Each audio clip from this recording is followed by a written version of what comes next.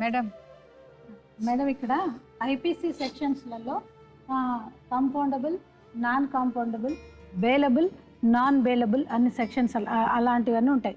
అంటే non bailable అంటే అది ఆ శిక్షకి ఎట్టి పరిస్థితిలోనూ కూడా బెయిల్ అనేది ఇవ్వకూడదు అనేది. కాంపౌండబుల్ అంటే ఏ క్షణానైనా కూడా వీళ్ళిద్దరు రాజీ పడవచ్చు అనే సెక్షన్స్ ఉంటాయి. అంటే ఈ ఐపీసీలో ఇందాక అమ్మాయి చెప్పిన దాన్ని బట్టి చూస్తే బలవంతం కాకపోవడము, కలిసి ఉండడము, దాని మీద అది ఏదైతే వ్యవహారం ఉందో అది ఖచ్చితంగా కూడా నాన్ బెయిలబుల్ సెక్షనే అది.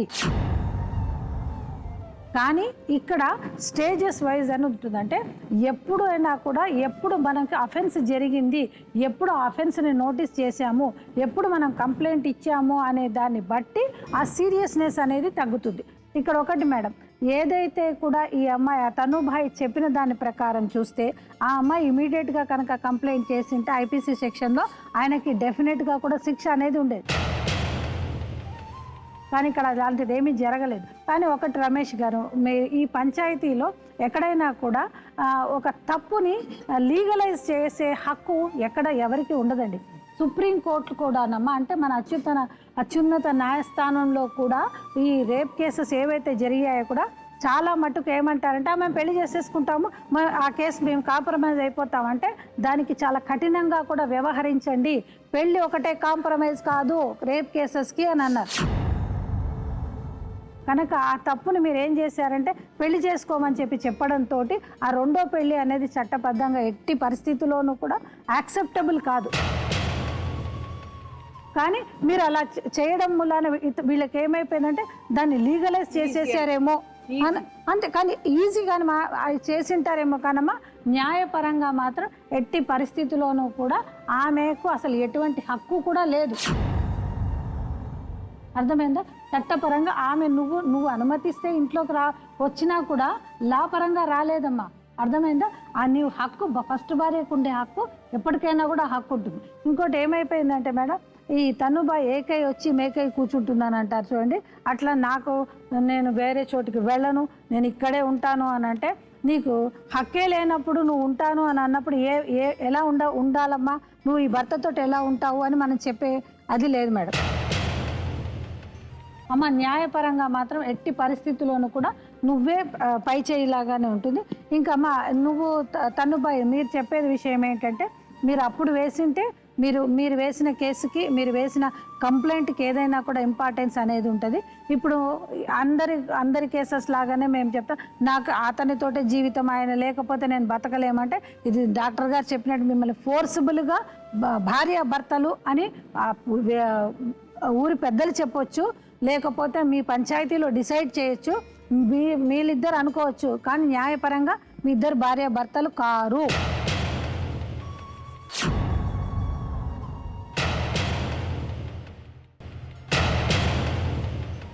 ఈ మనిషి చూస్తే ఒకలాగా ఉంటాడు, మాట్లాడితే ఒక విధంగా ఉంటుంది. అదే మనందరికీ అది ఓపెన్ సీక్రెట్, దానికి ఒక సైకాట్రిస్టో సైకాలజిస్టో అక్కర్లేదు.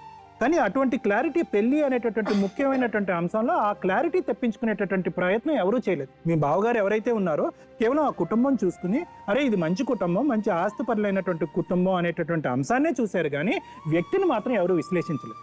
అయితే ఇప్పుడు ఏం జరిగింది అంటే కనుక, పెళ్ళి అయిన మొదటి రోజే నువ్వు కంగు తిన్నావు. ఈ మనిషి ఏంటి, ఇతని వ్యవహారం ఏంటి, మాట్లాడే తీరేంటి, పెద్దది ఏంటి, ఇతని యొక్క వ్యక్తిత్వంలో ఉండేటటువంటి ప్రధానమైనటువంటి లోపం ఏంటి, ఇతనికంటూ ఒక శైలి, ఒక ఆలోచన, ఒక పద్ధతి, ఒక మాట తీరు అన్నది ఉండదు.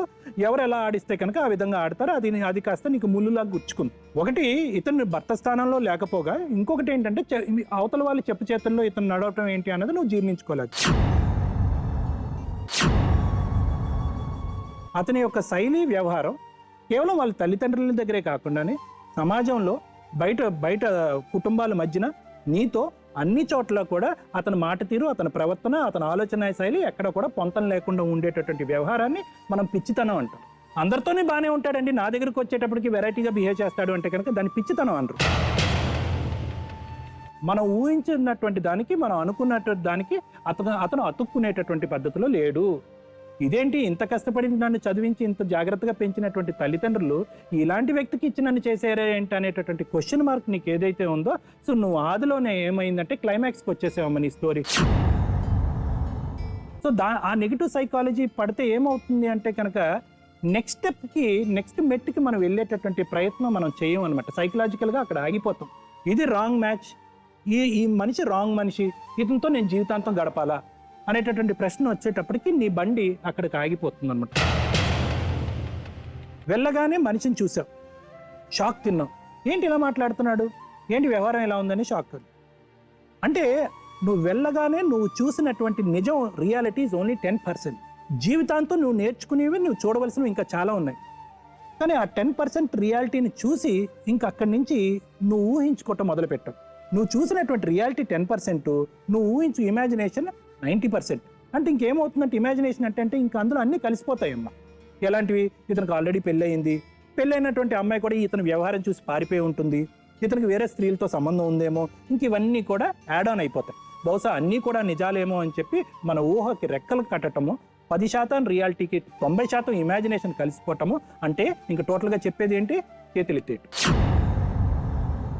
సో దానివల్ల ఏమైందంటే కనుక ఎక్కడ కూడా ఈ మనిషిలో ఉండేటటువంటి గుడ్ యాంగిల్, మంచితనం, మంచి యాంగిల్ ఏమైనా ఉంటుందా, దాన్ని బట్టి మనం ఏమైనా అల్లుకుని వెళ్ళిపోవచ్చా. ఇతని సైకలాజికల్ పర్స్పెక్టివ్, ఇప్పుడు ఇతను ఇలా ఉన్నాడు, ఇతను మనం అందరం ఏమంటాం ఇటువంటి వ్యక్తిని, అరే అమాయకుడే అంటాం, పిచ్చోడే అన్నాం, అమాయకుడే అంటాం.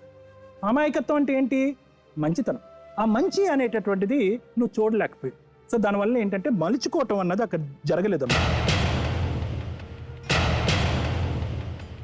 నచ్చినటువంటి వాతావరణం నీకు ఏదైతే క్రియేట్ అయ్యిందో, ఆ నచ్చినటువంటి వాతావరణంలో ముఖ్యమైనటువంటి పాత్రధారులు ఎవరు అంటే ఇతను బావ, ఇంకోటి మీ మదర్ ఇన్ లా, మీ అత్తగారు.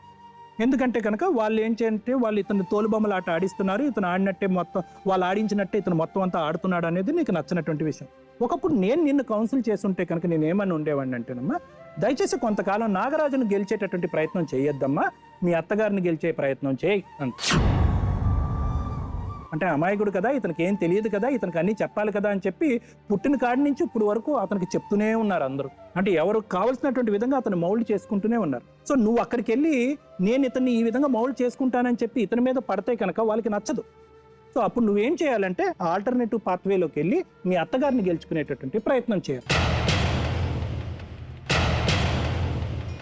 అయితే మేడం, నాగరాజు గురించి మాట్లాడుకుంటే మెయిన్గా ఏంటంటే గట్టిగా మాట్లాడతాడు. అయితే బహుశా అది సహజమే, గట్టిగా మాట్లాడటం తప్పులేదు. కానీ ఎంత గట్టిగా మాట్లాడతామో అంత బలమైనటువంటి ఆలోచన ఆ మాట ముందు ఉండాలి. దాన్నే మనం సహజంగా ఏమంటాం, తెలివితేటలు అంటాం. నువ్వు ఏదైతే మాట్లాడుతున్నావో ఆ మాట వెనకాతల ఒక బలం ఉన్నది అన్నది మాకు అనిపించట్లేదు. పడితే అట్లా కొట్టేసాడు. ఒకసారి అయితే రేకులు గురేసాడు మేడం, నన్ను రేకులు గురేసి నువ్వు అవసరం లేదు వెళ్ళిపో నువ్వు అని పిల్లల్ని కూడా కొట్టాడు మేడం. ఒక రోజున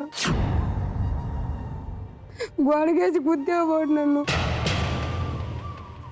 మాటికి వెళ్తే నువ్వు వెళ్ళిపో, నాకు అవసరం లేదు, ఆ అమ్మాయిని ఎందుకు నీవు, ఆ అమ్మాయి జీవితం ఏమవ్వాలి, అదేమంటే బాబు మేనమామ పోలికలతో ఉన్నారు అన్నారు మా ఇంటి దగ్గర చాలా మంది. మీ తమ్ముడితో వెళ్ళావా నువ్వు,